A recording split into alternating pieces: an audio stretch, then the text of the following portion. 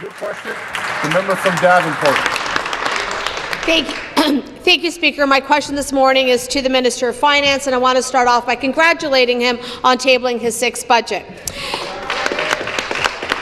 The budget that was released yesterday has a focus on care and opportunity for the people of Ontario, and it includes significant new investments in health care, child care, home care, and mental health.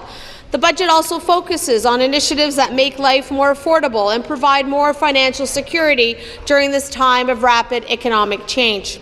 On this side of the House, we've taken significant measures to invest in more care and build opportunity for the people of Ontario. And at my budget breakfast this morning with stakeholders from Davenport, I can tell you they are pretty excited with what we have announced in the budget. We have made prescriptions free for everyone under 25 and over 65.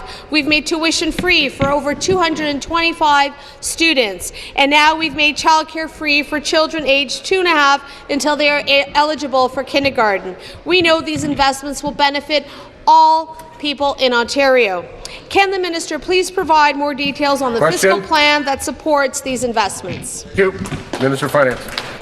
Thank you, Mr. Speaker, and thank you to the member from Davenport. And as you know, and she mentioned that this is our sixth budget, which I've had the privilege of delivering for the people of Ontario.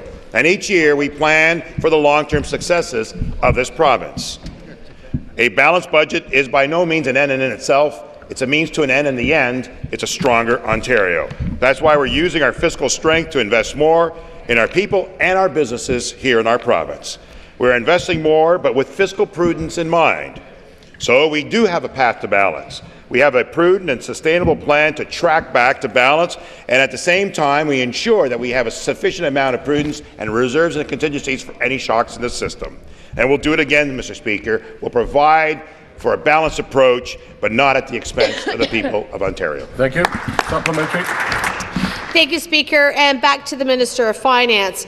So I'm pleased that the Minister has chosen to invest in the care that Ontarians depend on, including the 225,000 students that are benefiting from free tuition, while creating more opportunities for the hardworking people of this province to share in our economic prosperity. I know that this government has a history of balancing investments with fiscal prudence, which is why I'm pleased to see that there is a path to balance. And I know Ontario's fiscal position remains strong, without cutting and slashing the services that Ontarians depend on.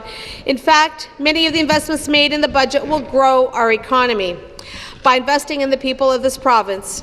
Can the minister please remind this House what we are doing to create more opportunity in this province while balancing fiscal prudence? Thank you. Minister. The member for Davenport has it right, Mr. Speaker. The government has always taken a fiscally responsible approach. We've invested wisely, bringing this province out of recession. And we've done this by investing and continuing to invest in Ontarians. It's why we're making sure that the peak deficit remains low at 0.8% of GDP.